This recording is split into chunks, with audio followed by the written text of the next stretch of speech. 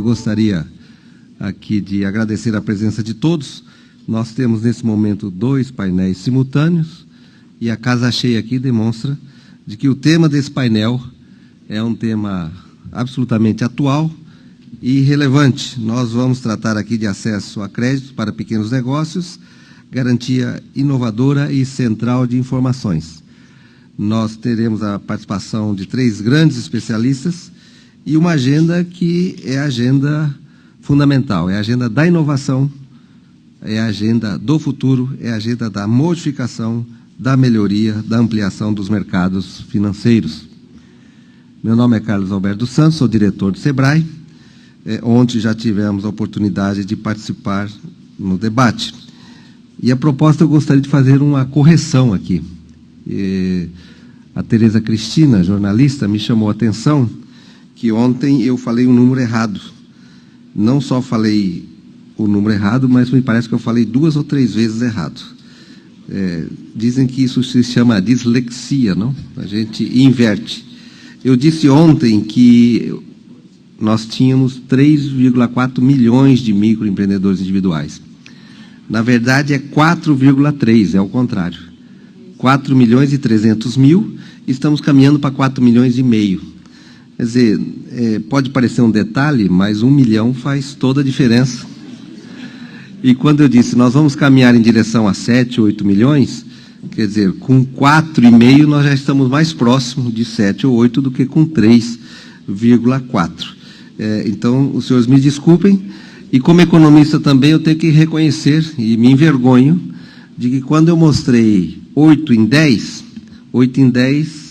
significa 80%.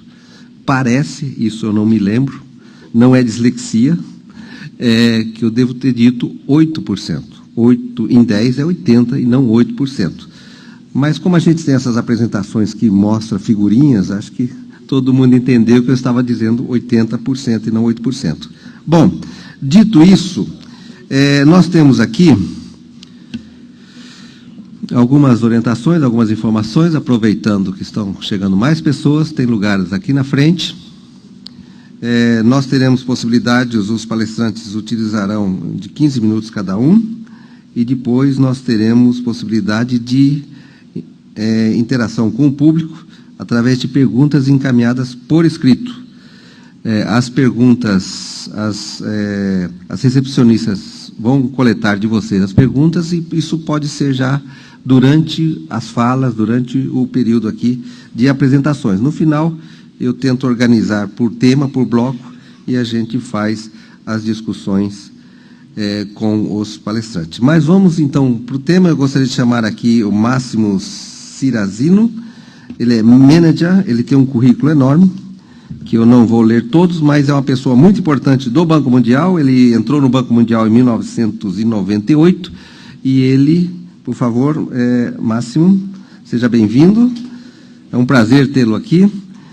Manager é o gestor, é o chefe da infraestrutura financeira e serviços de remessas do Banco Mundial. Vai nos ajudar hoje com uma pequena palestra sobre informações, centrais de informação. Nós temos aqui também o Cleófas Salviano Júnior, que é bacharel em Ciências Econômicas pela Universidade Federal de Minas Gerais, deve torcer pelo Galo, não sei, e é mestre de Ciências Econômicas pela USP e analista do Banco Central desde 1992, consultor do Departamento de Regulação do Sistema Financeiro desde 2002, grande parceiro, grande companheiro aí da evolução dos últimos anos do Banco Central. E, por último, mas não menos importante, Alejandro Soriano, que é o executivo sênior da Diretoria de Promoção de Micro, Pequenas e Médias Empresas do Banco de Desenvolvimento da América Latina, CAF, Corporação Andina de Fomento. Alejandro, ele está há 20 anos já com experiência no setor financeiro, ele esteve em diversos cargos executivos, no Citibank, no Banco Econômico da Bolívia, diretor de diversas instituições financeiras, na área de microfinanças, fundo de investimento, etc., etc. Currículos enormes, currículos de grandes especialistas que teremos aqui hoje. Garantias de informação. Esse é o tema, garantias de informações. Elas estão correlacionadas, quanto mais informação, quanto melhor eu fizer uma análise de risco, menos importante se tornam as informações, mas no mundo que, por definição, o futuro é incerto, nós teremos sempre que ter garantias. A questão não é se temos ou não garantias, é a forma como se dá as garantias e como é que o sistema de informações eficientes, robustos, pode ajudar para que a intermediação financeira se dê de forma mais eficiente possível. Eficiente significa para os pequenos negócios ser rápido, ser simples, descomplicado e barato. É algo extremamente difícil, mas essa é a agenda, e dessa agenda a gente não abre mão. Essa é a agenda, certamente, de todos que estão presentes. Eu gostaria, então, de convidar aqui o Máximo Cirazino, do Banco Mundial, para, em 15 minutos, nos brindar aqui com as suas informações, com sua palestra.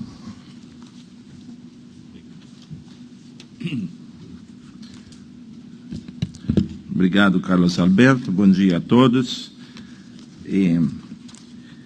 Eu tenho uma má notícia. Infelizmente, a minha apresentação vai ser em inglês, apesar que eu tenho alguma condição de falar português com sotaque italiano, baiano, já que eu sou casado há 20 anos com uma baiana. Mas para agilizar, está dentro dos 15 minutos, e eu vou passar para o inglês, não vou dar tempo para os senhores que vão precisar de tradução, de se preparar.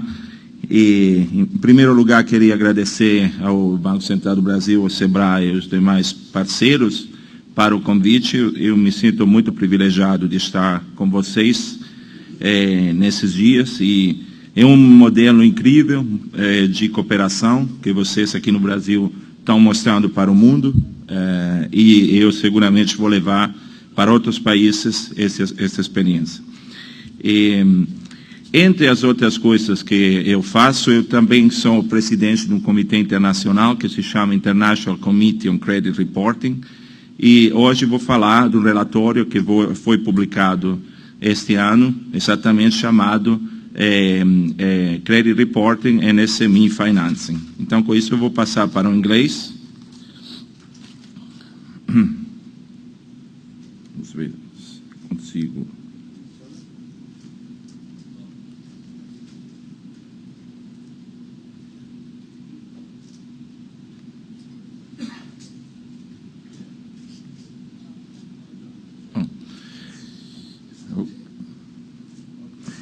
So, very quickly, you are all familiar with the constraints to SME, and when we talk about SME, it's small and medium enterprises, but it also includes micro enterprises. The constraints of SME external financing, they go from poor customer knowledge to the lack of skills and literacy, to low profitability of their business, lack of collateral or capital. But today we're going to talk a little bit more about the lack of credit data. The committee I was referring to before, called International Committee on Credit Reporting, is chaired by the World Bank, by myself, and it is the only international committee in the space of credit information, credit reporting. And our work has already been recognized by the Financial Stability Board as the relevant standard in this space. We have published a few years ago the general principles for credit reporting, and after that we have engaged in specific areas, including SME finance. So, I'm gonna...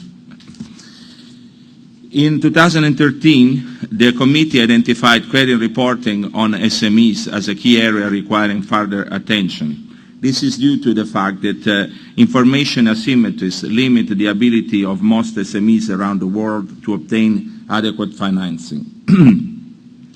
The other observation is that while credit data and other relevant information on large corporations and individuals are broadly available in one or more credit reporting systems, this is not the case for SMEs in many cases. Now, enabling and or improving the flow of credit data and other relevant financial information on SMEs to lenders and other creditors can contribute in alleviating the credit constraints faced by SMEs. And then the question would be, how can a more effective flow of credit information on SMEs contribute to financing these enterprises' activities? So the report that we published in May of this year analyzes the status of credit reporting with regard to SMEs using the general principles I was referring to as a benchmark. In particular, It refers to 3 of the 5 general principles, one on data, on the transparency, accuracy, and completeness of data, which is general principle 1, the legal and regulatory framework, general principle 4, and the issues that affect cross-border data flows, general principle 5, for enterprises that operate in different countries, and also for credit reporting systems that share information across borders. So these are the relevant principles that we have used and we have elaborated in our work to see how we can tackle this particular problem. So I'm going to move to the next slide, hopefully. Yes. In defining the scope, we have taken a very, very broad concept. We have excluded on one end those individuals that operate, let's say, micro-enterprises, but de facto use their own credit information as individuals to obtain credit. Of course, there are many of those in the micro-enterprise space, but we think that these particular individuals are treated well in the general principles for credit reporting. And we've also excluded from our analysis large corporations, assuming that they have access to a multiplicity of options, including capital markets. So the report touches upon a number of things. So I want to give you just a flavor. In Chapter 2, which is SME access to financing, it goes through a description of the main sources of financing, modalities of credit, and the key players in this market. And in Chapter 3, it elaborates on the current status of credit reporting activities in relation to SMEs, looking at credit evaluation technologies, the role of credit reporting in SME lending, enhancing credit reporting for SMEs, and the current status of commercial credit reporting focusing on SMEs. So these areas are very detailed. It is the first time that a report like this is published with all this information. Before that, we had scattered analysis research, and it took us some time to go through the existing literature, and we found several gaps. So with all this, we have identified 10 possible actions. Let me tell you that this committee comprises a number of important institutions, authorities across the world, and I want to take this opportunity to thank the Central Bank of Brazil, who is an active member of this committee and has been such and since its inception. Yesterday it was mentioned several times of the increasing role that Brazil is taking also in the international debate. I think this is another proof of that, and I'm very thankful to our colleagues for participating so actively in this work.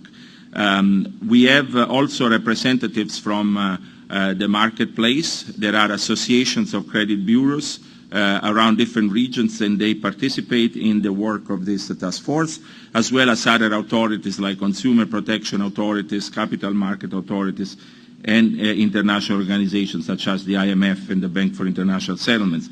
So altogether, we have identified 10 possible actions to tackle a very complex problem. And to show how complex it is, and I'm not going to cover this, this is a picture of what the credit information market looks like.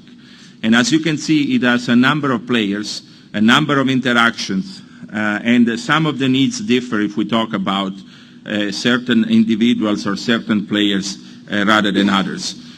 Also, from the point of view of the providers of this credit information, we have public registries, Centrais de Riscos, for example, at the central bank or a banking supervisor, but we have also private credit bureaus, and the interaction among these players is not always straightforward.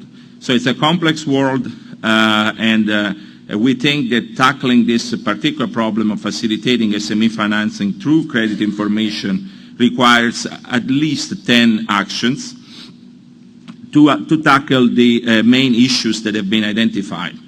And these main issues are, I mentioned already, the lack of reliable data. So in this case, for example, identity information for the SMEs. Many SMEs are not included in credit reporting systems in many countries, and when they are included, their data is mostly negative. And you know, here in Brazil, we have struggled for years on the concept of allowing positive data for credit reporting. Now this is possible, it is in the law. But we need to create a culture of using positive data to the advantage of the borrower. And I think for those of us that live in other countries where this is possible, like the United States, we can certainly see the benefit of that. Other problems relate to the lack of data to assess SMEs' repayment capacity. Not all SMEs are aware that they need to provide accurate data to creditors. Type of credit, behavioral-related data are not easily available to credit reporting providers. These credit reporting systems are based on consumer lending or on commercial lending. So there are a number of complexity, including the lack of standardization of data. There are different proprietary systems available. Even within the same country, different systems use different formats, and not to mention what happens when we talk about cross-border. So these are the issues that we have tried to tackle through the actions. I'm not going to go to a high level of detail here because we only have a few minutes, but if you are interested in some of these aspects, we can hopefully at the end during the Q&A session dig a little bit deeper. The first action identified is the need to increase reporting of SME credit data. And in this case, authorities could seek for ways for all relevant data providers, including non-bank creditors, to increase reporting of both positive and negative data. So in this case, there is clearly a role for authorities to facilitate and increase reporting of this data. Now, another action is increase SME transparency, including through mandatory reporting of their financial information. In this case, authorities could seek to increase transparency of SME activities and performance through mandatory reporting of key financial information to the relevant public registers or public sector authorities.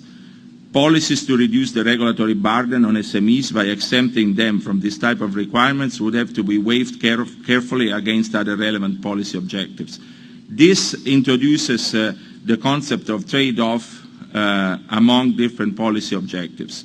So more transparency, of course, helps, but it could also introduce a cost to SMEs. And I think yesterday, I believe it was Carlos Alberto and others that have mentioned that this is a real case. It's not just a theoretical case. So really, here we are trying to pass the message that one has to look at these things holistically, with the idea to reduce the burden to SMEs and also to lenders. Now, there is clearly a case of co-responsibility of SMEs in this action. We have talked about authorities doing something, but SMEs should seek to ensure themselves that the information they generate about their business is sufficient and reliable. And at times they can ask for help to authorities, to facilitators, like for example SEBRAE, but it's really also their responsibility. And as I said, when one enters a system where credit reporting works well, it is clear that there is an interest on the side of the borrower to actively pass all the information that can be shared to the credit reporting systems for that to be used to lower the cost of financing.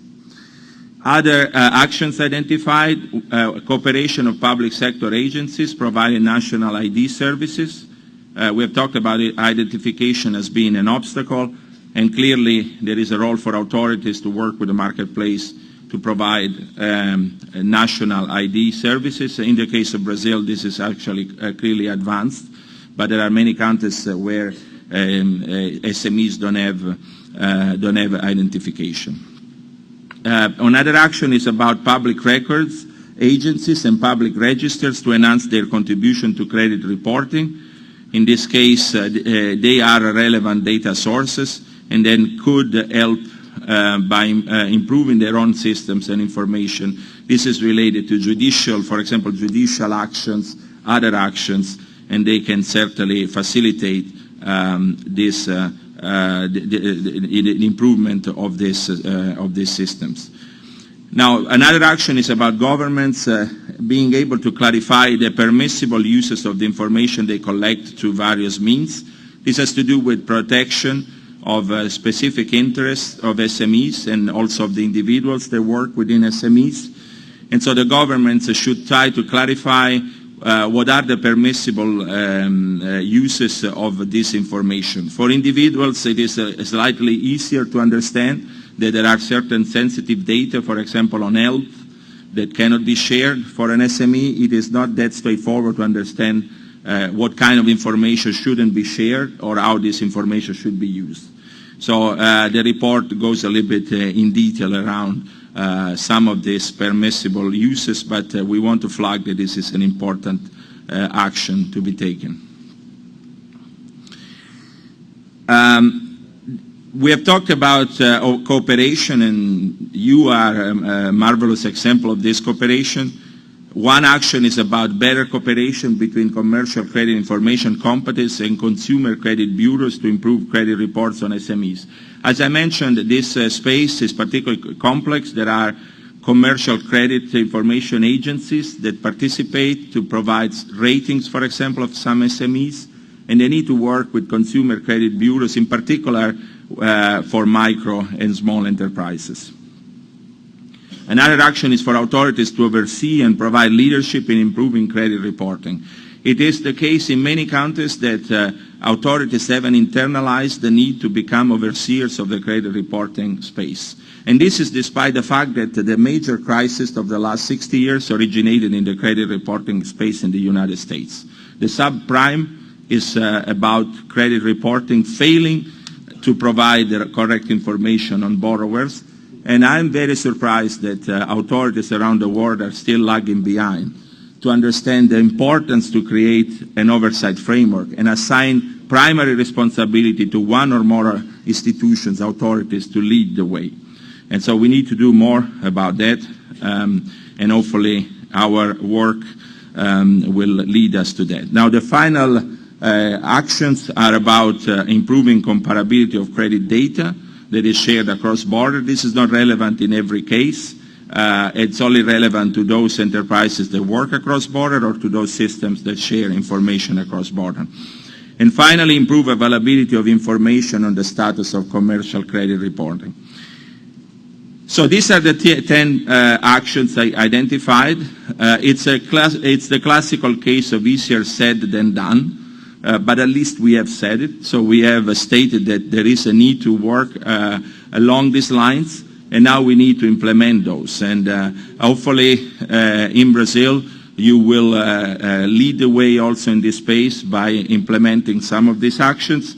Again, I want to thank the Central Bank of Brazil for being a member of this task force. Next year, we're going to meet, the committee is going to meet in Brazil. One of the meetings will be here, and possibly, I'm looking at Rogério, who is a member of this task force, possibly we can organize a session around that meeting and invite the interested parties to come.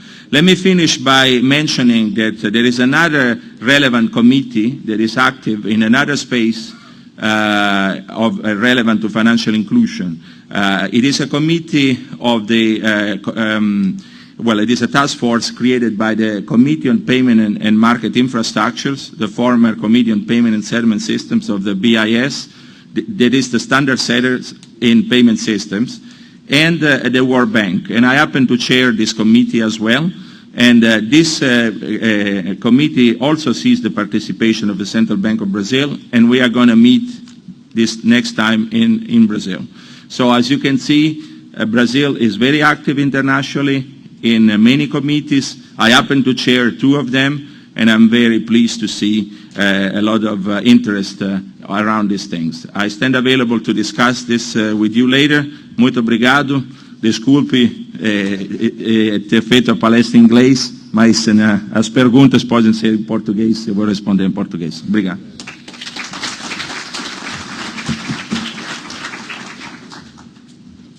Muito obrigado, extremamente interessante. Um bom input inicial para o nosso debate. Eu passo imediatamente ao Cleófas para darmos continuidade dentro do tempo bastante limitado que temos.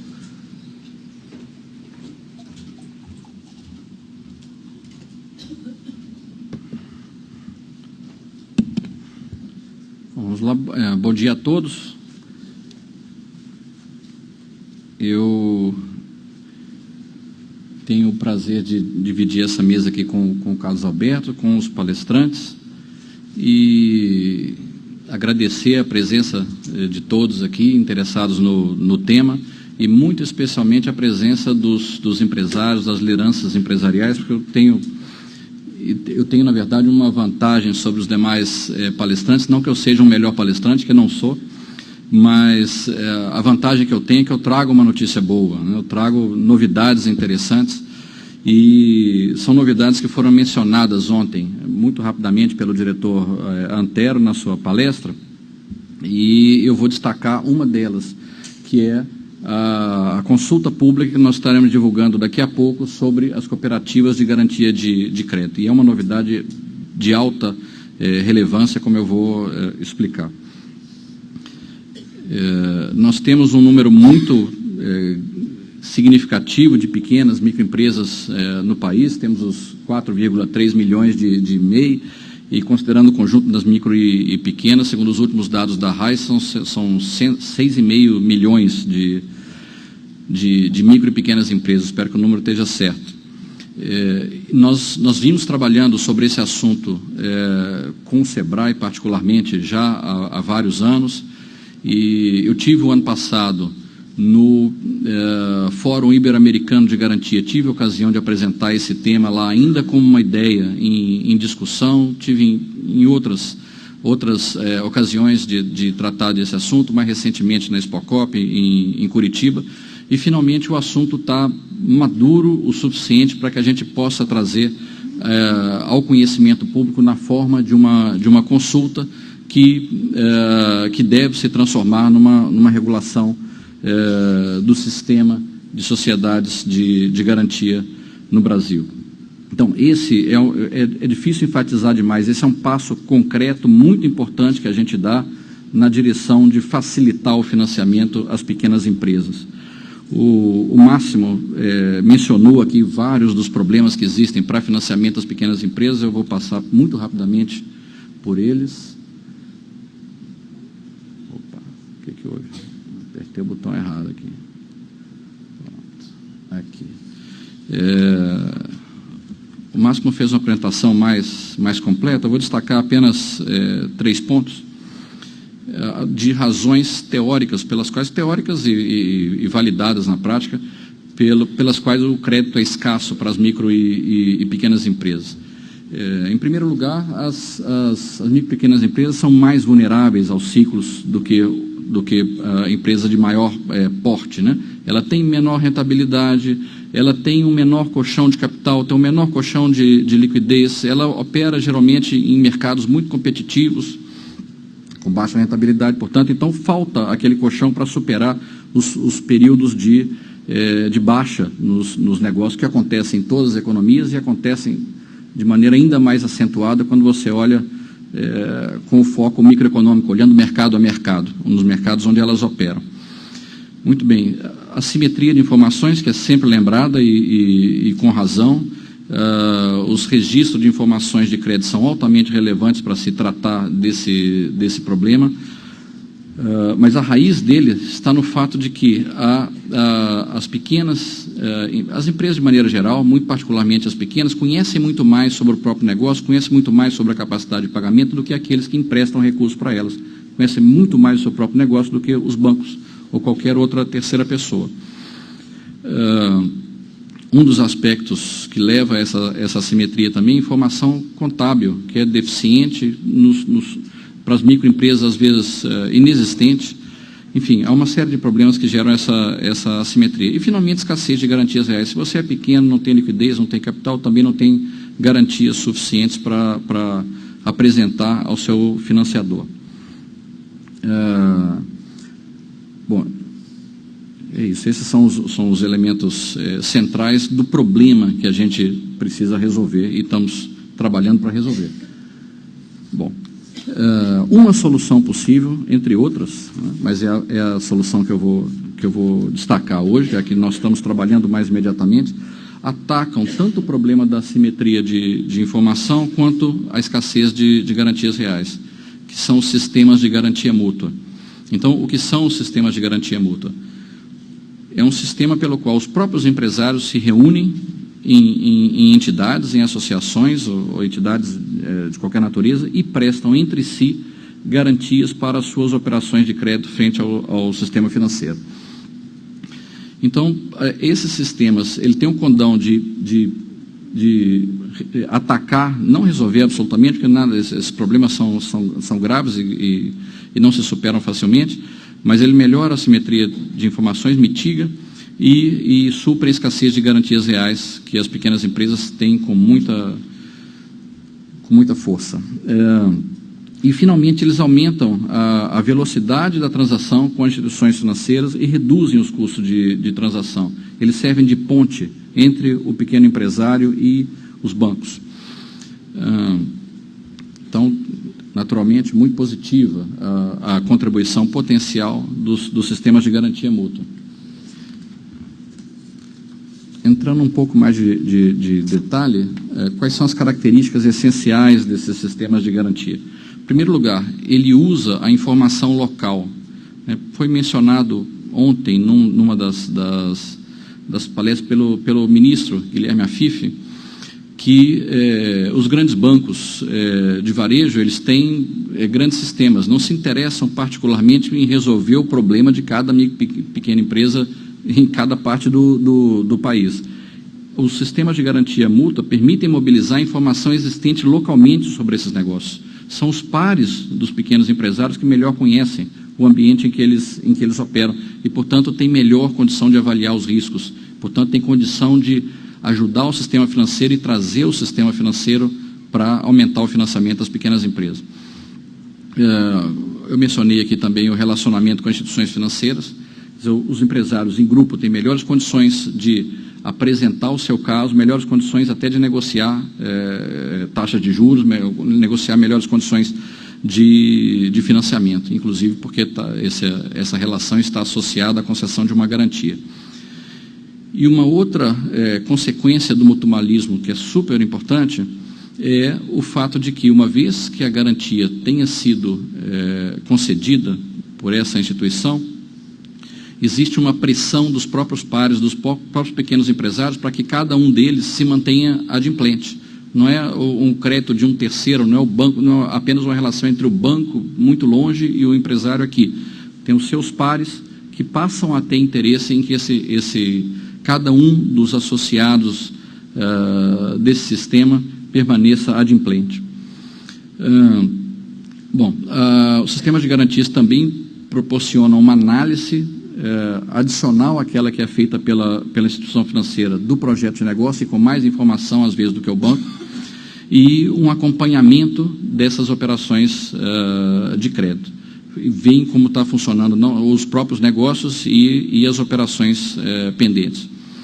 E, finalmente, esses sistemas universalmente contam com apoio governamental, como outros sistemas de garantia, como os fundos de aval, têm apoio governamental.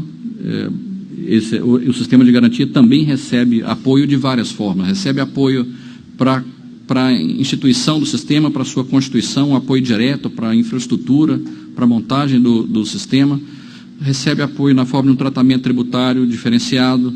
Pode receber apoio como contragarantias, as garantias prestadas pelo sistema. E, finalmente, que é o ponto que nos traz hoje aqui, a regulação e a supervisão. Que também aumentam muito a credibilidade do sistema e, portanto, tendem a trazer as instituições financeiras para perto das pequenas empresas.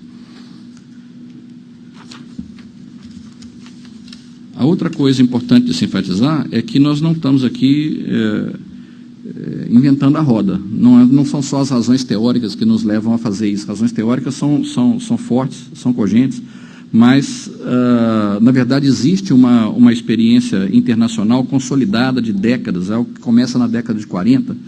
Sistemas têm 5, 6 décadas de existência e com resultados muito positivos, particularmente na Europa. Trouxe alguns números aqui da Itália, 556 Confides, um número grande deles regulamentado pela Banca de Itália, pelo Banco Central da Itália. Na Espanha, o sistema também é altamente dinâmico, número menor de instituições, mas são instituições de maior porte. E assim, na Alemanha, na França, mesmo na América Latina, na verdade, nós estamos atrasados em relação não só às necessidades das pequenas empresas, mas em relação ao que já existe na própria América Latina. Muito bem. Então, não precisamos reinventar a roda. Vamos progredir da maneira mais célere e mais eficiente possível. Tampouco as sociedades de garantia são novidades no Brasil, né? Nós temos já 7 sociedades de garantia operando. A mais antiga dela é a Garante Serra, da Serra Gaúcha, criada em 2003, 2004, né, já com alguma experiência, e as demais criadas nos últimos 3 anos com forte apoio e incentivo do SEBRAE. Elas estão organizadas como associações, recebem a qualificação de OCIP do Ministério da Justiça, e por essa relativa informalidade, elas não integram o sistema financeiro nacional. Eu coloquei aqui o número de garantias concedidas desde da criação dessas entidades que já estão funcionando e várias outras que estão se estruturando pelo país. Mas, enfim, 52 milhões em garantias concedidas desde a criação dessas entidades. Isso é um número significativo, mas se a gente for pensar em termos da necessidade das pequenas empresas, é uma gota d'água no oceano, é pequeno ainda. Precisamos crescer muito. E o desafio que elas enfrentam é exatamente esse.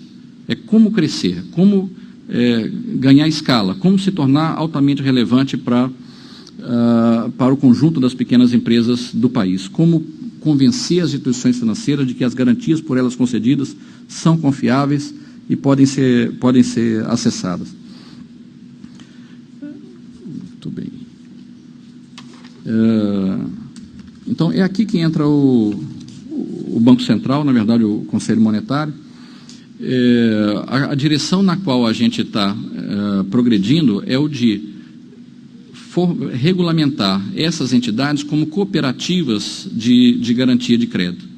A gente tomou como paradigma as cooperativas de crédito existentes, e a gente tomou por essas várias, usou essa figura jurídica por essas várias razões. Em primeiro lugar, as cooperativas de crédito, tal como a sociedade de garantia aqui no resto do mundo, incorporam uma filosofia mutualista, ou seja, de apoio entre os pares. É isso que é o drive das cooperativas e é o drive das sociedades de garantia. Concede garantia somente aos associados. Já tem uma regulamentação relativamente complexa implementada, com a qual o Banco Central opera com confiança e aplica a supervisão também com confiança. Naturalmente, foram necessários alguns ajustes na regulamentação de forma a adaptar as características das cooperativas de crédito a essas entidades específicas.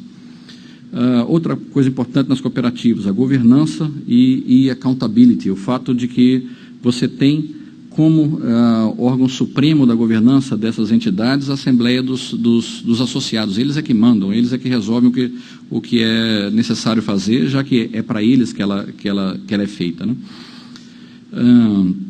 E, finalmente, as cooperativas estão plenamente integradas ao sistema financeiro nacional, o que permite um tratamento favorável do ponto de vista do requerimento de capital que se aplica às operações de crédito concedidas pelos bancos, se eles tiverem garantias concedidas por instituições financeiras, como são as cooperativas de crédito, como são as propostas cooperativas de garantia.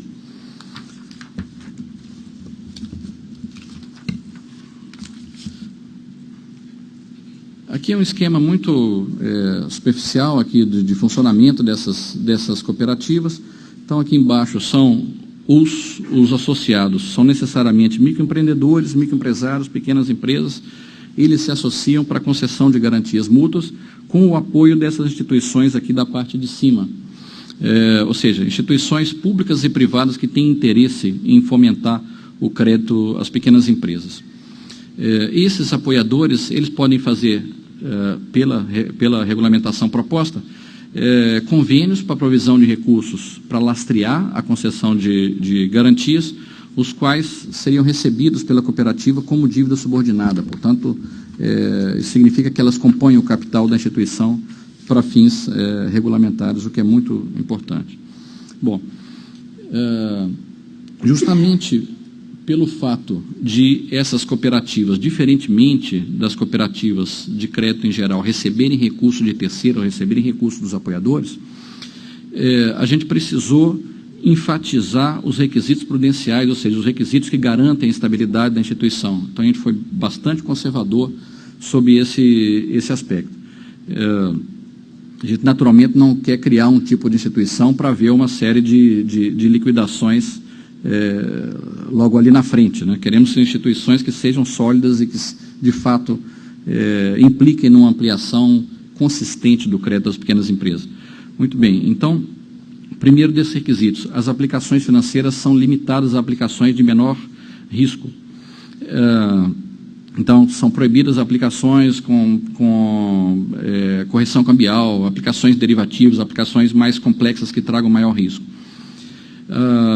A gente está introduzindo provisões para perdas esperadas nas garantias concedidas, o que é uma novidade em termos de regulação. Isso não se pede para as demais instituições financeiras, mas como essa é uma instituição que está muito restrita nas suas operações ativas, ela só aplica os recursos que ela recebe, né, e concede garantias. Então, a aplicação que realmente interessa é a concessão de garantias. Portanto, é preciso que haja provisões sobre a concessão dessas garantias para essas instituições especificamente. Patrimônio de referência de R$500 mil após 3 anos, que é um patrimônio, quer dizer, um capital, digamos, né, simplificando, é um capital mínimo necessário, uma escala mínima de operações necessárias que a instituição precisa ter. Bom, é isso. A gente simplificou também o requerimento de capital dessas próprias instituições, ao invés de usar a totalidade de Basileia, que é muito complexa. Essa instituição é muito simples, a gente está usando uma razão de alavancagem, né? Então, tem um requerimento, o capital tem que ser pelo menos 10% da exposição total, exposição em ativos, exposição fora de balanço, exposição em garantias. A gente exige também, dentro da parte de governança, que haja uma política formal de concessão de garantias, ou seja, que haja total transparência para os associados, previamente a ele obter a garantia, quais são as regras para ele ter acesso a essa garantia, para que todos saibam e entrem nessa cooperativa absolutamente consciente de qual é essa política. E um outro aspecto importante é a divulgação das garantias concedidas aos próprios associados, no nível mais desagregado possível, que seja compatível com a lei do sigilo bancário, e das cobranças efetuadas. Qual é a ideia aqui? É manter o rigor, manter essa pressão entre os pares. Cada um dos associados sabe o que o outro obteve de garantia, cada um dos associados sabe se o outro eventualmente recebeu, se a cooperativa teve que honrar uma garantia, porque a operação de crédito ficou inadimplente. Bom, aqui são outros requisitos prudenciais que eu vou passar rapidamente, que o Rodrigo já está me pressionando aqui com o tempo. Mas, claramente, são todos requisitos no sentido de aumentar a diversificação de risco e reduzir o risco da própria cooperativa, evitar que o banco transfira a integralidade do risco da cooperativa e não se preocupe com a análise da operação, ele tem que continuar fazendo a análise da operação, porque ele vai ter um risco. Um requisito de alavancagem em relação à cota-parte, ou seja, em relação à contribuição do próprio associado, para que ele sinta que aquilo não é um almoço grátis, não é uma garantia que ele ganhou de terceiros, mas ele tem um interesse em manter essa relação com a cooperativa. Bom. Então, muito bem. Então, essa minuta vai estar disponível aqui, imagino que às 10h30, está disponível no site do Banco Central e vai estar disponível também nas centrais de atendimento ao público do Banco Central.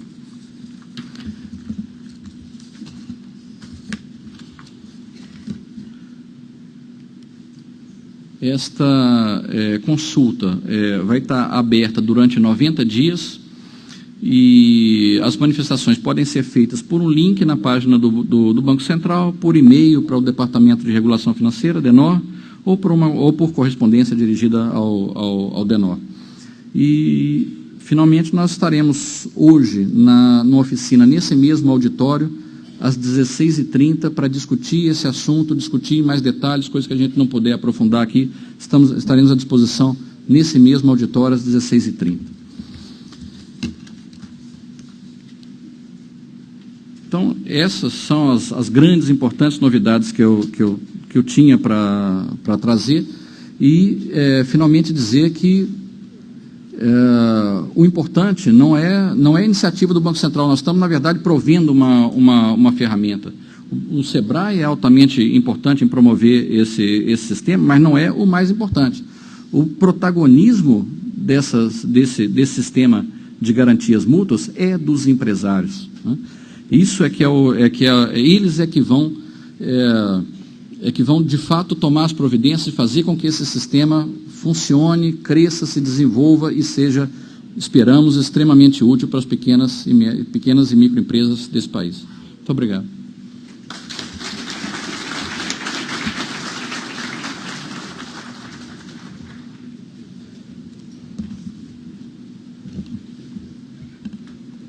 Muito obrigado. Não tenho palavras. Eu vou chamar o Alejandro Soriano, mas eu vou falar uma coisa. Isso aqui, o que você acabou de falar, é história, viu? É história. E a gente só vai ter dimensão disso daqui a 10 anos. É história. Realmente é algo extremamente importante, cada um que está aqui, né, e os desdobramentos a partir de agora. Nós temos aqui a presença, está ali, o Márcio Porte, que é presidente da cooperativa mais antiga do Brasil. Ele é até bastante jovem, né? A cooperativa tem mais de 100 anos. Foi história quando começou lá, pioneira, né, em Nova Petrópolis. Isso aqui é história também, e vai estar nos livros, e vai ter ali mais do que uma nota de rodapé em relação a esse trabalho desenvolvido pelo Cleófas e os colegas do Banco Central. Muito obrigado. Joaquim Soriano. Joaquim não, Alejandro Soriano. Muito obrigado. Bom dia a todos. Obrigado ao Banco Central pelo convite. Acho que já este fórum é referência não só para o Brasil, mas também para a Latinoamérica, né? Eu tinha previsto fazer minha apresentação em espanhol, mas tenho muitos amigos aqui no Brasil. Eles me convenceram de falar, porque eu falo muito bem portunhol. Então, vou fazer a apresentação em portunhol, acho que vai dar certo. Bom, a CAF é um banco para aqueles que não conhecem, muito rápido, um banco de desenvolvimento multilateral aqui da América Latina, onde já tem 45 anos de trabalho. Só para dar uma ideia, o ano 90 estava composto por os 5 países fundadores da CAF. No ano 2000 já se incorporaram outros países, foram 16, e para hoje são 19 países, dentro dos quais tem todos os países em verde, que você sonha, são os países membros principais. Então, o Brasil é um dos principais acionistas da CAF, que é um banco que tem a função de desenvolver, de gerar inclusão em todos os aspectos, integração regional, desenvolvimento em geral. Aqui alguns elementos de financiamento para as instituições. Eu vou falar dos financiamentos e das possibilidades que a gente olhou na América Latina, e temos os financiamentos tradicionais. Estou falando para o que são instituições de microcrédito ou microfinanças, né? Então, temos estilos de banca comercial, banca tradicional, A banca de desenvolvimento é outra fonte de financiamento importante, a banca multilateral, as instituições de cooperação internacional, etc. Né? São os financiamentos tradicionais que as empresas vão procurar nos mercados locais e internacionais através das bancas multilaterais. Mas também há muitos financiamentos alternativos. E lá, quando falamos de instituições, falamos tanto de empresas como de instituições financeiras. E olhamos que há fundos de investimento, a CAF, eu vou falar depois das iniciativas que a CAF tem, destes fundos de dívida, que são fundos onde há muitos investidores nestes fundos que têm a iniciativa de dar empréstimos de diferentes tipos para as empresas, para as instituições financeiras. A fonte de garantia, que aqui no Brasil já olhamos que o desenvolvimento das garantias tem sido muito rápido e as perspectivas e as projeções de crescimento ainda são mais positivas. A securitização de carteira é outro instrumento que dentro da CAF vem trabalhando muito na região, sobretudo através de instituições financeiras. É o mercado de valores. O mercado de valores é sobretudo na área da microfinanças, em alguns de nossos países já é algo muito normal, cotidiano, né? É caso da Peru, da Bolívia, instituições de microfinanças fazem emissões de bônus normalmente como uma alternativa de financiamento que até hoje ha dado certo, bem certo, porque é algo que não depende necessariamente dos ciclos da economia e também pode ser financiamento a mais longo prazo. Aqueles fundos de investimento em que a CAF trabalha são fundos para microfinanças, são fundos de investimento que investem em instituições microfinanceiras que apoiam tudo o que é o desenvolvimento da microempresa, da inclusão financeira, da base da pirâmide. São fundos tanto de investimento como de dívida. Temos fundos mezzanine, temos fundos de senior debt, dívida senior, e temos os fundos de investimento. Temos outros fundos que são de capital semente. Estes são fundos para empresas diretamente, são fundos de investimento para capital semente, para iniciativas jovens, novas, de empresários que estão começando a desenvolver empresas, mas com uma tese muito interessante de desenvolvimento, de crescimento, né? São fundos de capital semente, o que chamamos também Early Stage Funds.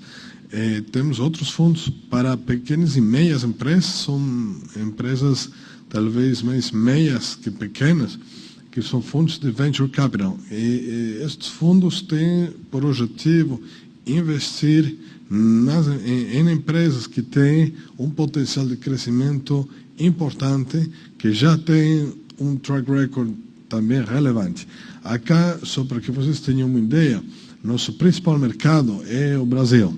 Brasil, temos já 13 fundos de investimento para empresas, 12 fundos de investimento para empresas meias grandes. Claro, temos que diferenciar que as economias são bem diferentes. Uma meia empresa aqui no Brasil pode ser uma empresa gigante no Peru, no Equador, mas sempre temos o conceito dos países. Então, se aqui é meia empresa, então estes fundos vão para a meia empresa.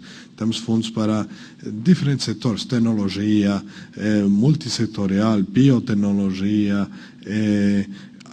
agricultura, de tudo, de serviços, comércio, indústria. Temos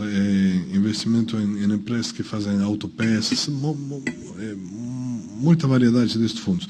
E os fundos para as empresas muito grandes, principalmente para aqueles que têm relacionamento com infraestrutura ou investimentos em infraestrutura, que são os fundos de private equity. Acá, só muito rápido, uma ideia de qual é a evolução das empresas e como a gente trabalha com estes fundos e com este tipo de empresas, mas vemos que há mais risco, temos menor acesso ao financiamento. Vamos desculpar que a slide é em espanhol. E temos diferentes ideias, fases, perdão. Então, a gente trabalha na fase 2, na fase 3 e na fase 4. Então, são diferentes tipos de empresas que estão normalmente em crescimento e expansão. Também uma das fontes importantes são os fundos de garantia. Vemos que há muitos fundos de diferente tipo de garantia, de diferentes tipos de fundos para garantia, que são os fundos regionais, os fundos locais, fundos nacionais. Temos todo tipo de fundos. Também temos, normalmente esse tipo de fundos vem de uma iniciativa pública, né, do Banco de Desenvolvimento, de uma agência de desenvolvimento, etc., e com investimento também de organismos internacionais como a CAF. Mas também temos fundos privados, que podem ser, no caso brasileiro, as sociedades de garantia de crédito, onde também a CAF tem investimentos. Vou falar só do caso da Argentina, que é um caso muito específico, que é sociedades de crédito, de garantia de crédito na Argentina, são instituições privadas, onde também a CAF tem participação para dar garantia através dos sistemas financeiros às pequenas e médias empresas. Há os fundos de garantia de crédito, especificamente, que tem retrogarantia e cogarantia. Neste caso, a CAF tem experiências bem interessantes em Colômbia, por exemplo, com retrogarantia, que é um fundo que trabalha com o Fundo Nacional de Garantias em Colômbia. A CAF pega uma porção desse risco e também, por acima de um X porcentagem de risco, a perda é toda da CAF. E um fundo de cogarantia com o Bancoldex, que é o Banco de Desenvolvimento da Colômbia, que fazemos garantia juntos através do sistema financeiro, né? E fundo de garantia de estoque. A gente criou na Bolsa de Valores em Bolívia um fundo de garantia pequeno para que as pequenas empresas possam ir a emitir papéis na Bolsa de Valores, com a garantia deste fundo de estoque. O resultado foi muito ótimo, porque inicialmente as empresas muito pequenas, muito pequenas, saíram com alguns tipos de papel comercial para emitir na Bolsa de Valores com garantia deste fundo, e pela garantia alguns investidores privados e públicos compraram os papéis. O fundo só pode dar 3 garantias, garantia a 3 emissões. Então, já é normal hoje das pequenas empresas de fazer esse tipo de emissões, e também para a pequena e média empresa.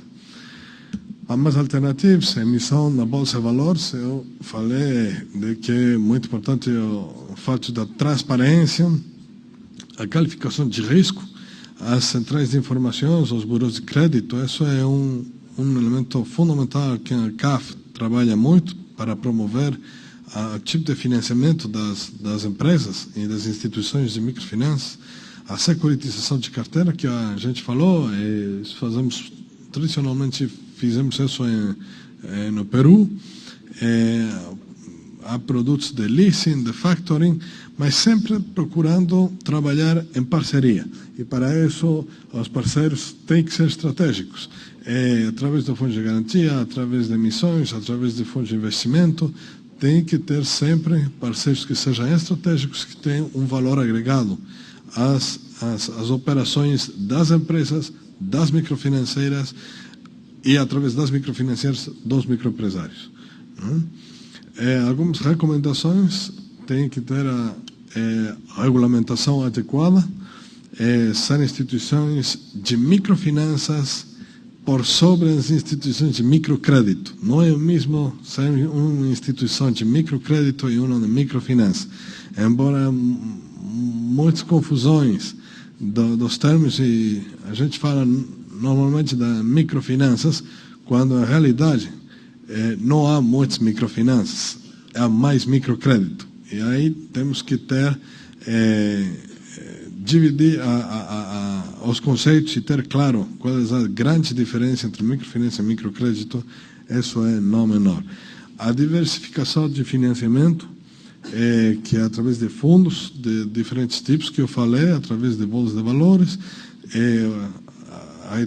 repito, as parcerias estratégicas, as instituições de microfinança têm que procurar aquelas instituições de microcrédito que não têm possibilidade de poupança, de captar poupanças, tem que fazer alianças estratégicas, parcerias com instituições que se podem, de uma forma que tenha um valor agregado adicional para os microempreendedores, microempresários.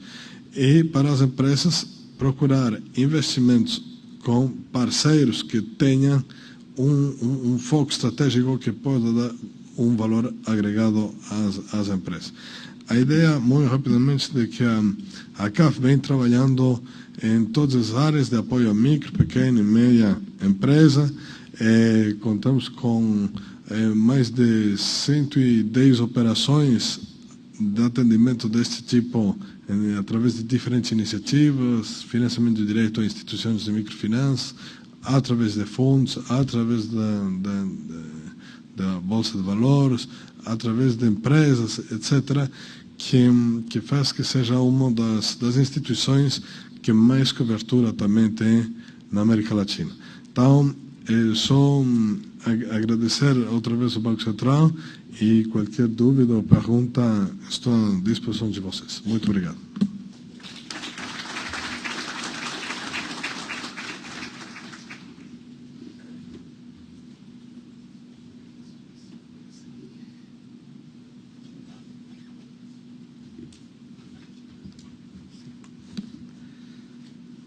Muito obrigado, Alejandro. Nós temos agora cerca de 30 minutos. Tivemos um controle rígido de horários e agora nós temos tempo suficiente. Eu não recebi, não veio nada por escrito.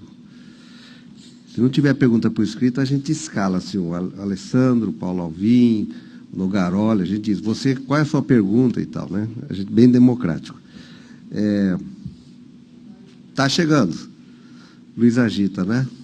O dia que o Luiz Agita for num debate e não fizer uma pergunta,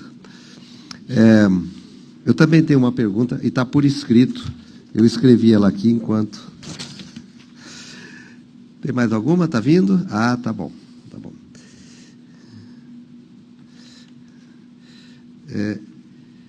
Perfeito, é endereçado ao Cleófas, por parte do Luiz Agita, mas eu gostaria de fazer uma primeira pergunta para o Máximo, em relação a informações para facilitar o acesso ao crédito. O Máximo disse que as informações a respeito de SMIs, de micro, pequenas empresas, pequenas, médias empresas, as informações que existem geralmente são informações negativas. Isso funciona muito bem, né? A gente tem aí birô de informações, etc., que junta as informações a respeito de desempenhos negativos. Isso é importante, né? O problema é que não pode ficar só nisso. Ele disse também que é muito difícil conseguir dados, acumular, trabalhar os dados que são qualitativos na relação, no comportamento de crédito, aquilo que não é muito mensurável em números.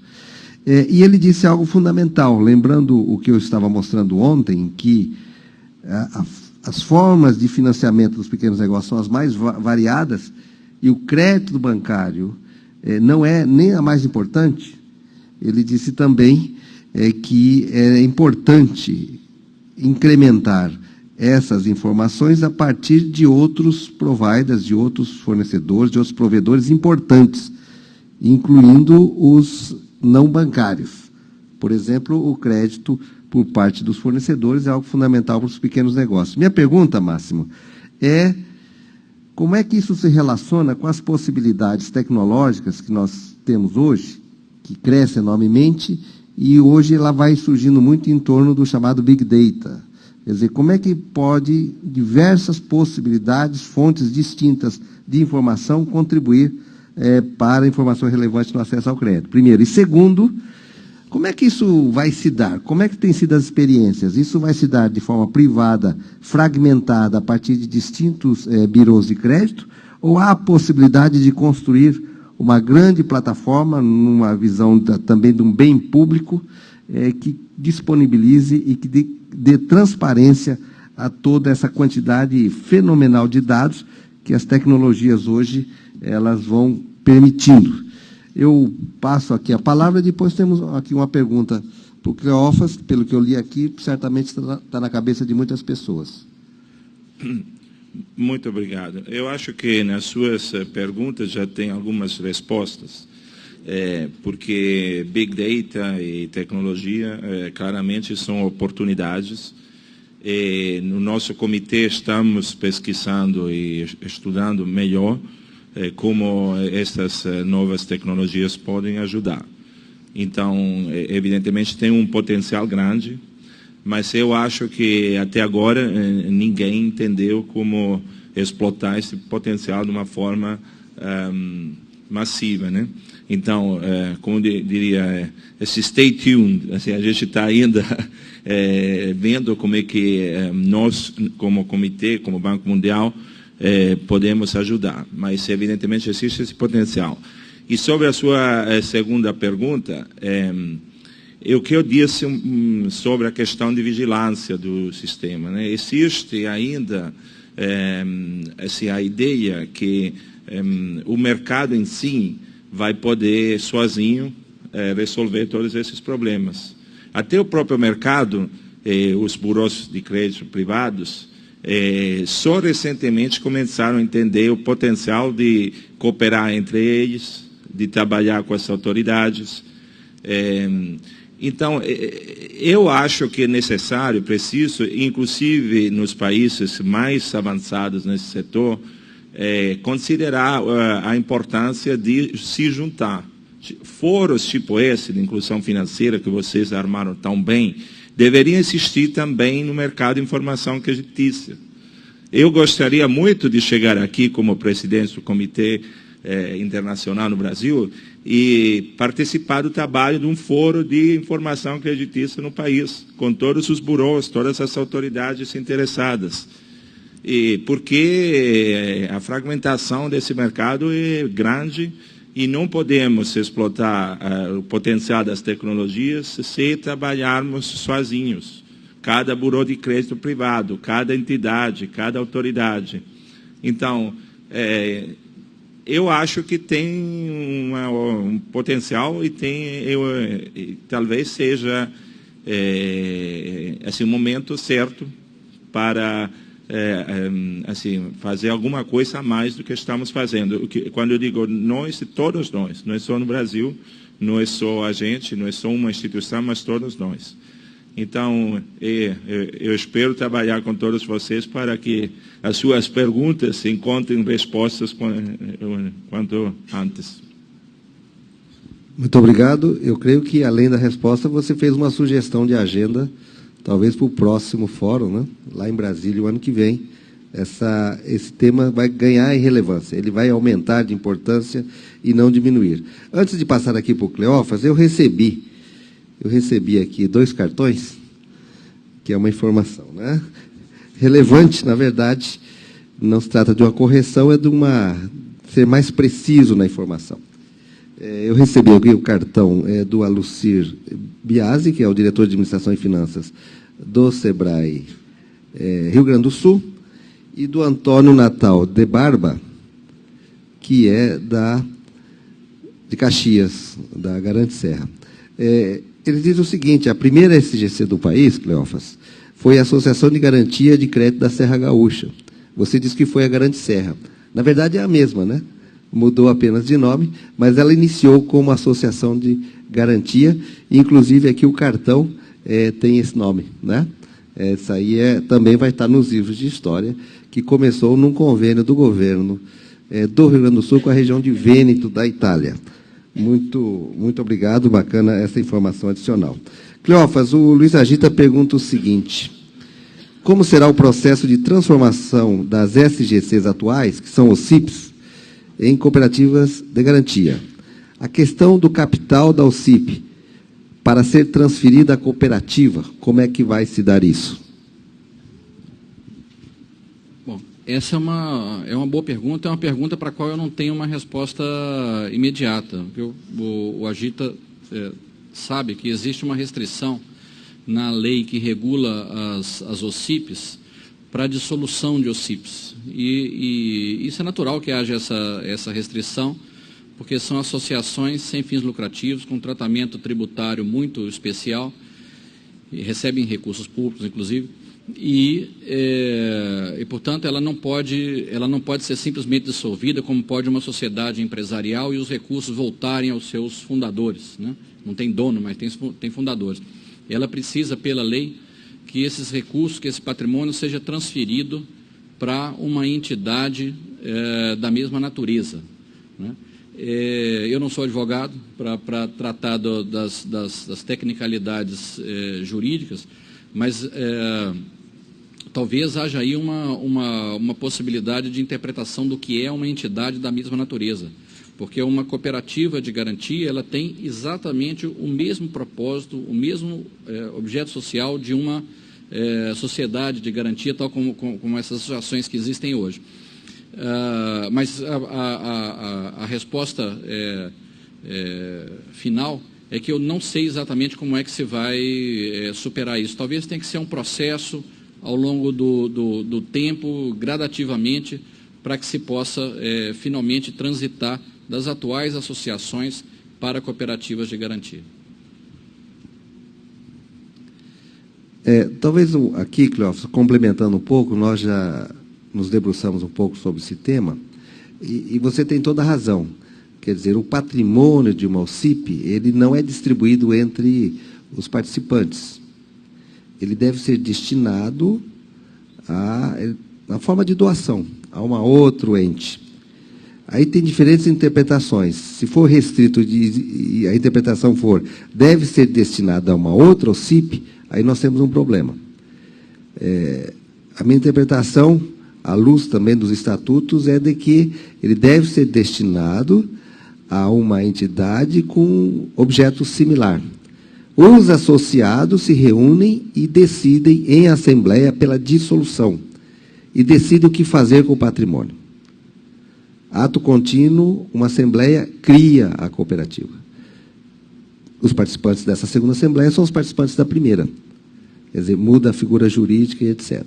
Nós vamos ter que ver isso, porque, na verdade, trata-se de uma mudança de figura jurídica, né? Já que a governança e a experiência atual, em que pese serem OCIPs, é de caráter mutualista, sem sombra de dúvida nenhuma. Mais alguma pergunta? Alguém quer perguntar para o Soriano como é que a gente consegue acessar esses fundos todos?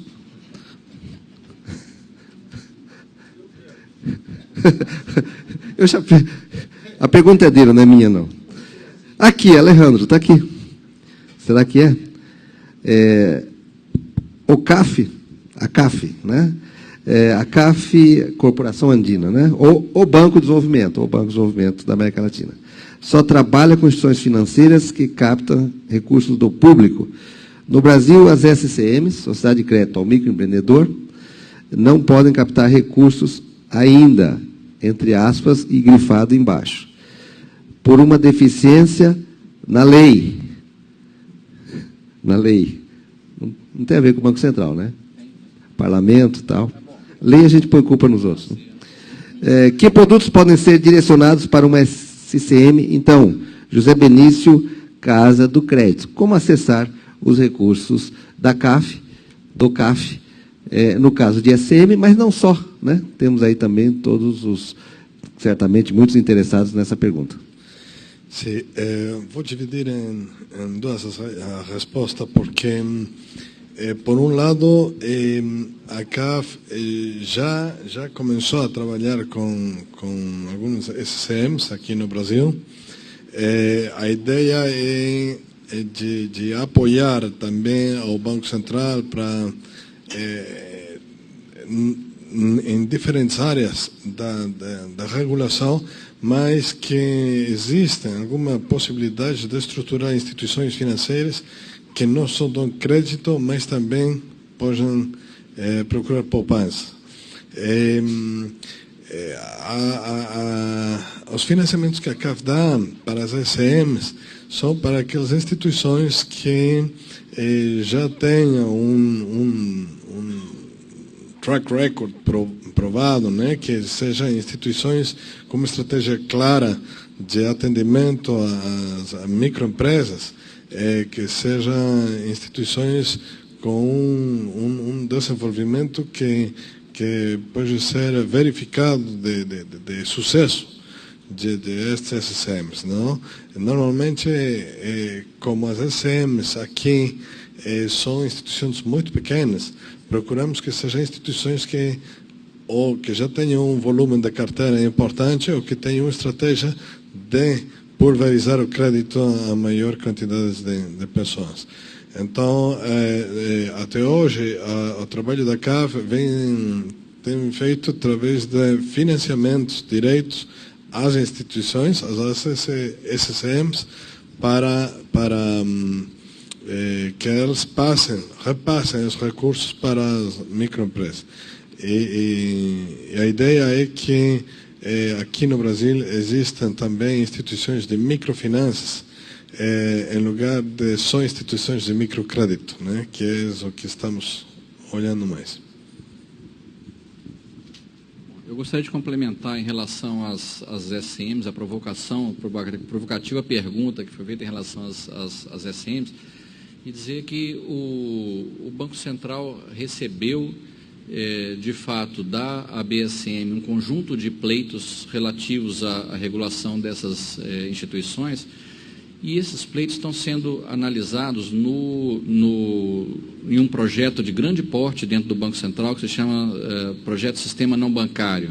Então, nós estamos, na verdade, revindo a regulação do conjunto de todos os tipos de instituições não bancárias, entre as quais SCMs. Hoje são 19 tipos de instituições financeiras no país, e é compreensível que cada um desses segmentos fique ansioso por uma resposta, mas naturalmente é um volume de trabalho muito grande para o Banco Central. Cada um dos segmentos, as cooperativas, as corretoras, as financeiras, as SCMs, etc., querem ver a resposta às provocações que eles fizeram, aos pleitos que eles fizeram, mas isso precisa de um tempo de maturação. Em relação aos pleitos da SM, inclusive o pleito de captação de recursos do público, eles estão sendo analisados, foi constituído um grupo específico para analisar, a análise não está concluída, mas é possível que, bom, não vou dar prazo aqui, porque, enfim, eu não sei exatamente onde vai dar cada um desses processos, mas nós estamos analisando com muito cuidado, com muita atenção, cada um dos pleitos recebidos, e vamos trazer uma resposta pública a cada um deles no momento adequado. Obrigado. São 19 instituições, agora vai ter mais uma, né? 20.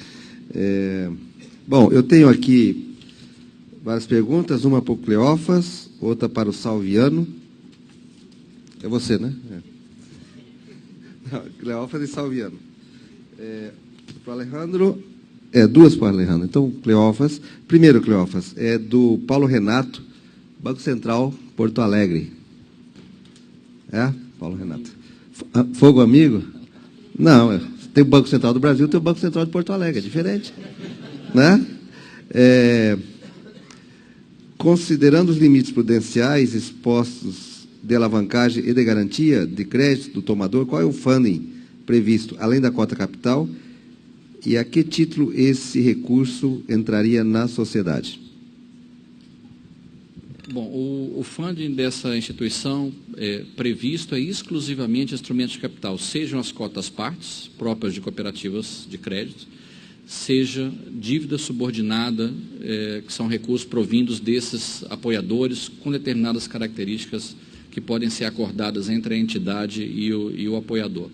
Então, são apenas esses os recursos que estão previstos, são esses recursos que são computados na razão de alavancagem. Acho que era só essa. A próxima é do Marcos Maia, Cicobi Cred Chapada. Qual estado é Cred Chapada? Minas Gerais? É Galo, né? Não? Qual o processo de constituição da cooperativa de garantia? É semelhante ao da cooperativa de crédito? Primeiro. Segundo, a cooperativa poderá receber recursos públicos, fundos, etc., para compor patrimônio? Pergunta já realizada. Bom, o processo de autorização é exatamente o mesmo, o rito de autorização é exatamente o mesmo estabelecido para a cooperativa de crédito, que, aliás, está sendo revisto esse rito para as cooperativas de crédito, e as cooperativas de garantia vão seguir exatamente o mesmo procedimento. Com relação aos recursos, é o que eu acabei de explicar, que eles podem ser recebidos como dívida subordinada, ou seja, tem que seguir as características de dívida subordinada, eles têm que ser recursos de longo prazo, tem que ter características muito semelhantes ao próprio capital da instituição. Isso seja de parceiros públicos ou privados. Muito obrigado, Cleófas. Alejandro, Luiz Borges. Ele pergunta se existe a possibilidade de investimento do CAF para aumento do PR das cooperativas de crédito e bancos cooperativos por meio de instrumentos de dívida subordinada. Sim, a CAF ainda não trabalhou com cooperativas, só temos 2 casos, um em Equador e um em Bolívia, mas sim, a possibilidade sempre está aberta, temos a possibilidade de dar todo tipo de apoio financeiro aos bancos cooperativos, né? Também a ideia é que, imagino que são instituições que estão supervisadas pelo Banco Central. São reguladas. Então, são reguladas, então, assim, muito mais fácil. O requisito principal é que sejam instituições que estejam dirigidas às microempresas, né? Que tenham a metodologia, a tecnologia de microcrédito para atendimento aos microempresários. É só isso. Bom, eu queria complementar aqui a resposta. É impressionante a rapidez de reação das pessoas, porque essa pergunta ela está relacionada a uma norma que acabou de ser divulgada aqui, tem meia hora. Então, a pessoa já imaginou, olha, eu posso receber um recurso da CAF dessa natureza, né? Nossa, muito positivo. Muito positivo. Funciona. Eu tenho aqui uma pergunta do Alexandre, ou Alexandre, acho que é Alexandre, da Unicred Centro Brasileira. De onde é? Goiás? Goiás é bom demais. Essa é uma pergunta de $1 milhão, então vai para o máximo, que é a pergunta mais difícil, que é aquela que nós procuramos a resposta o tempo todo. Como criar possibilidades de acesso ao crédito às pequenas e médias empresas recém-constituídas, uma vez que o Brasil é um país de empreendedores, ao passo que as taxas de juros ofertadas aos negócios geralmente são altas. Acesso, startups, novos negócios e taxa de juros. Bom, por sorte eu sou um economista monetário, então posso tentar explicar. Na verdade, o problema é exatamente isso, né? Que a gente viu nas apresentações, que na primeira etapa de constituição de uma empresa, e especialmente estamos falando de startup, de inovação, tecnologia. Não existe muita informação, nem sobre a empresa e nem sobre o produto. Então, é claro que o risco é maior e os juros aplicados, em princípio, deveriam ser até astronômicos, especialmente em um país como o Brasil, que já tem juros elevados até para empresas com risco bem menor. Então, eu não vejo outra maneira de tentar resolver esse problema de constituir exatamente instituições que possam, de alguma maneira, fazer um hedging desse risco, instituição semipública, só com garantia do setor público, que possa agilizar esta parte. Então, é claro que existem já instrumentos, até os próprios bancos ou instituições financeiras tentam entrar neste mercado, mas o que em muitos países foi feito é exatamente tratar desse tema de uma forma específica. Então, capital público, assim, quer dizer, eu não estou muito familiarizado com a situação no Brasil, nesse setor, que não é a minha área específica, né? Mas, evidentemente, existem modelos no mundo, né, de apoio para startups que justamente tentam resolver este tema, né? Que é um tema assim, quase irresolvível, existe este problema, esta questão. Então, eu acho que, de alguma forma, a informação que a gente pode ajudar, não chega a ser a solução, justamente para não ter toda a informação disponível. Em uma parceria do setor público com o sistema financeiro, acho que é a única saída que tem para esse problema. Enfim. Muito obrigado, Máximo. Mais alguma pergunta? Em relação a esse tema ainda, e todos aqui somos especialistas, natural, é claro que a análise de risco, em grande parte, ela é baseada no passado, no desempenho passado do negócio. Se o negócio é novo, ele não tem histórico. Mas são justamente os novos negócios, em especiais, quando se dá, né, como um novo negócio inovador, é o que faz a diferença. Mas financiar o futuro é muito difícil, porque o futuro é incerto e porque eu não tenho as informações relevantes. É financiar a possibilidade, não? Se eu financiar somente baseado no passado, eu estou fazendo do futuro a reprodução do passado. Num país como o nosso, a gente quer sempre melhorar e não reproduzir o passado. Em outros países, alguns países, manter o passado já é um grande ganho. A gente vê isso na Europa. Quer dizer, aqui a gente tem uma dificuldade enorme, o Máximo apontou o caminho. Há que se mitigar esses riscos. Em especial, inovação sempre implica em recursos públicos, porque as externalidades, uma empresa inovadora, um novo produto, um novo mercado, um novo segmento, ele gera para a sociedade benefícios que vão muito além daquela empresa em particular, o que justificaria subsídios e outras formas. Mas é uma agenda extremamente difícil, e no Brasil a gente tem tentado avançar com algumas dificuldades, tem novidades, mas ainda é uma agenda muito difícil. Por favor, Márcio. Uma coisa também importante é reconhecer que 90% das startups não chegam ao mercado. Então, tem ainda mais um problema que é fisiológico, não é só porque falta informação sobre o futuro e que a gente não pode usar a informação do passado, mas também temos que saber que a maioria dessas não vão chegar ao mercado. Então, mas isso não significa que, como você disse muito bem, que não sejam importantes para o país.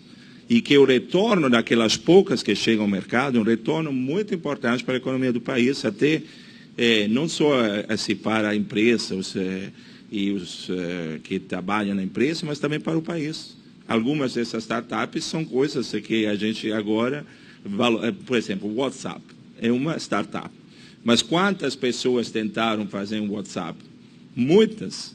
Então, é por isso que não existe saída, e essa deve ser uma parceria do setor público e do setor privado, e tem que ter capital de risco do setor público ou de pessoas, claro, que já fizeram muito dinheiro e que estão disponíveis a apoiar, como é o caso também de muita gente dos Estados Unidos, que fizeram fundações e tudo, mas essa ideia é essa, mas tem que se considerar o problema na sua interesse.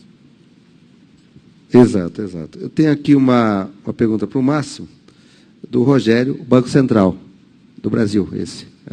Banco Central, Rogério. Onde é que está o Rogério? Brasília?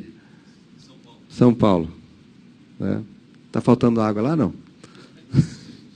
A gente estava em Fortaleza outro dia com um grande grupo, tinha muitos paulistas, e o pessoal do Ceará dizia, olha lá eles, estão se esbaldando, deixando a torneira aberta. Tira a foto, põe no Facebook. Banho ostentação, mais de 3 minutos, põe no Facebook. Né? Pergunta ao Máximo, você mencionou a supervisão, a fiscalização eficiente dos birôs de crédito, como necessidade para este mercado. Por quê? Obrigado, Rogério. Mas exatamente o que eu falei. Né? Primeiro, é que é uma peça fundamental do setor financeiro. Então, eu sempre achei estranho que as autoridades não aplicaram a esta parte fundamental do setor financeiro a mesma diligência, vamos dizer, a mesma atenção que usam para outras partes. Né? O sistema de pagamento, por exemplo, ou os bancos, até cooperativas de crédito. Justamente todos sabemos que existe uma função de supervisão, fiscalização dessas entidades, mas burôs de crédito e outras entidades participantes do sistema de informação creditícia, elas não têm o mesmo tipo de supervisão, normalmente. Então, estou falando agora necessariamente do caso do Brasil. Então, chama muita atenção. E quando você vê o que aconteceu nos Estados Unidos com o uso e abuso da informação creditícia, você entende que esse não é só um problema, vamos dizer, dos países que ainda estão finalizando as reformas do sistema financeiro, mas de todos. Então, tem muitas razões para que as autoridades considerem melhorar a função de supervisão, não só do burô privado, mas também de todas as partes do sistema de informação creditícia. E a gente tem no nosso relatório, o relatório dos princípios, que eu mencionei, que foi o primeiro relatório desse comitê, tem uma segunda parte que fala justamente das diretrizes da função de vigilância do sistema de informação creditícia. Inclusive, como é a parte 2, a gente está pensando que o leitor terminando os princípios, e não vai para a parte 2. Então, talvez seja importante publicar esta parte 2 como se fosse um relatório único sobre vigilância do sistema de informação creditícia. Então, para os colegas do Banco Central que não participam ativamente, como o Rogério, no trabalho desse comitê, eu estou à disposição, e o Rogério também, para discutir também com as demais autoridades o que poderia ser feito aqui no Brasil sobre esse tema muito importante. Muito obrigado. Nós estamos a 2 minutos do horário. Eu tenho 2 informações aqui. Agora, das 10h45 às 11h15, nós temos uma pausa para o café. E, na sequência, das 11h15 até às 13 horas, tem 2 mesas simultâneas. Aqui, nesse mesmo local, a mesa 2, microcrédito, desafios e soluções inovadoras. E, no auditório 1, a mesa 2, inclusão financeira digital, novas fronteiras no relacionamento com o cidadão. O café será lá embaixo e às 13 horas o almoço servido no salão-restaurante do local. Eu gostaria muito de agradecer a presença de todos, agradecer aqui os palestrantes. Foi uma mesa extremamente produtiva, instrutiva, e convidar, antes que saiam, as lideranças, aos presidentes, os gestores, os executivos de Sociedade de Garantias de Crédito Presente, que venham aqui ao canto, porque a gente precisa combinar uma reunião que vamos fazer após esse pequeno pausa para o café. Tá bom? Muito obrigado novamente, Máximo, Cleófas, Salviano. Uma salva de palmas a todos.